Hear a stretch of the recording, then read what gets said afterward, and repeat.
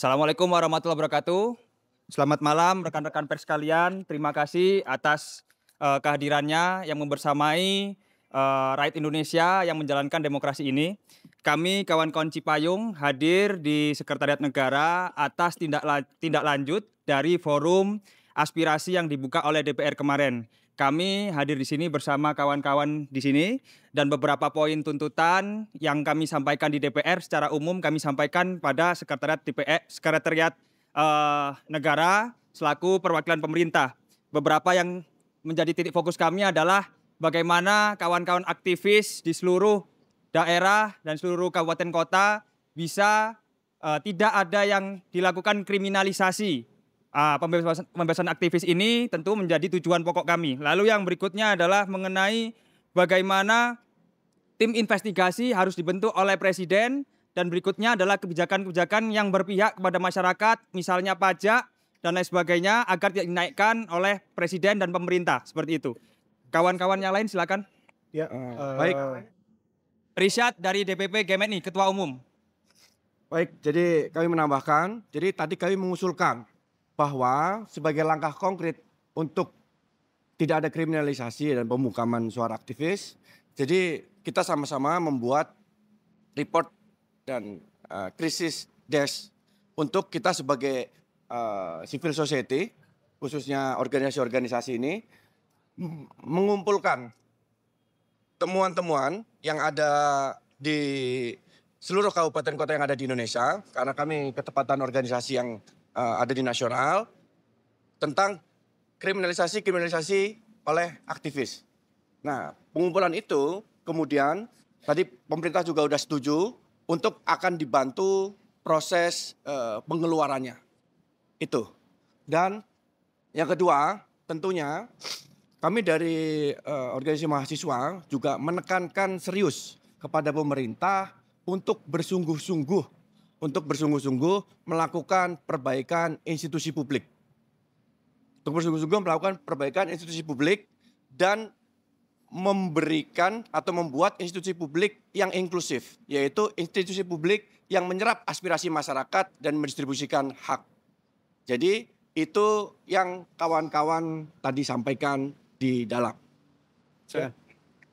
sedikit menambahkan dari dua kawan saya yang tadi kami juga sampaikan.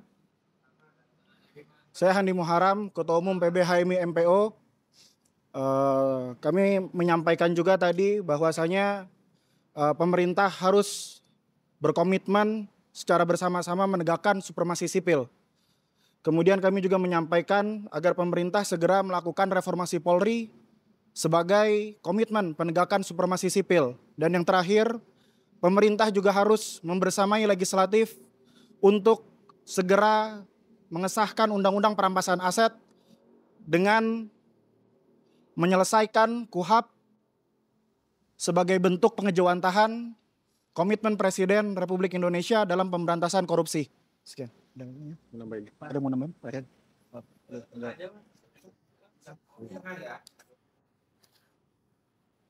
Saya dari PBPMI Cokro, kami tadi juga menyampaikan bahwasanya pemerintah juga harus terbuka, harus memberikan ruang terbuka kepada mahasiswa, kepada masyarakat secara umum, bahwasanya ada kendala-kendala yang akan dihadapi oleh pemerintahan, itu juga bisa disampaikan secara terbuka kepada masyarakat umum agar kita mahasiswa, agen-agen intelektual, kaum cendekiawan itu juga bisa membantu, tidak hanya menuntut tapi juga membantu, karena kita semuanya pasti menginginkan negara kita, bangsa kita menjadi bangsa yang maju dan terdidik, kayak gitu. Belum nambahin satu lagi. Baik, izin menambahkan satu hal penting. Saya Iwayan Darmawan, Ketua Umum Pimpinan Pusat Kesatuan Mahasiswa Hindu Dharma Indonesia. Jadi pasca eskalasi dan aksi demonstrasi belakangan ini kita melihat Presiden bertemu dengan Ketua Umum Partai Politik di Istana. Tentu itu menunjukkan betapa kuatnya posisi Presiden hari ini, ditambah juga dukungan publik atas langkah-langkah yang diambil oleh Presiden. Oleh sebab itu kami mendorong dengan adanya dua kekuatan ini Presiden untuk dapat melakukan dan mengambil langkah-langkah strategis ke depan. Seperti tadi disampaikan oleh teman-teman, bagaimana mengevaluasi kebijakan PBB yang mensengsarakan masyarakat, kemudian juga menciptakan lapangan pekerjaan, membuka data hari ini rakyat miskin seberapa banyak. Kemudian yang terakhir juga untuk bagaimana peran lembaga pembantu presiden agar lebih optimal, agar bola panas tidak selalu dilemparkan ke istana dan mengarah kepada presiden. Mungkin itu yang dapat disampaikan. Terima kasih kepada rekan-rekan media. Oh ya, satu lagi tadi Pak. Tadi sudah disampaikan juga kepada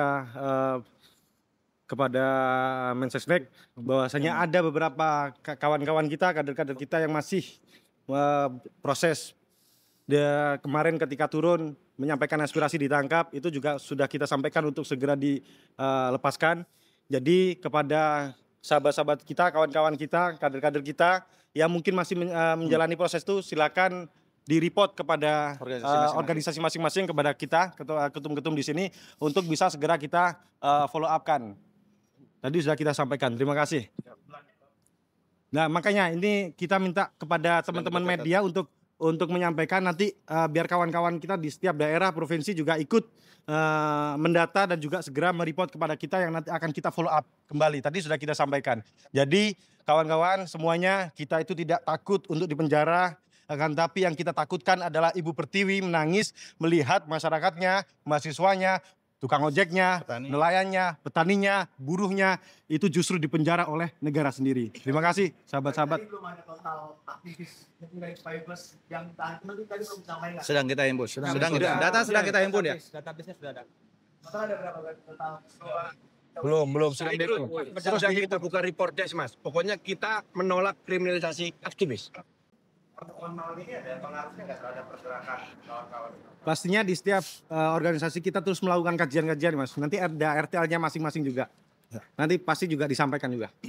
Baik. Cukup ya. Mungkin satu lagi lah. Sudah dicabut. Oh ya, itu sudah dicabut. Kami sampaikan. Kami sampaikan. Pertemuan malam ini ada marahnya nggak? Ada, Mas. Jadi pertemuan malam ini memberikan kita semangat untuk terus mengkritik dan mengkoreksi bangsa Indonesia. Ya. Terima kasih. Karena beliau sampaikan Mungkin bahwa kritik dan koreksi adalah bentuk kecintaan masyarakat terhadap negara. Setengah juga yang disampaikan Ya. itu hasil dari pemerintah atau tanggapan dari pemerintah kayak gimana sih, Mas? Ya. Tanggapan. Tanggapan. Iya, karena forum ini adalah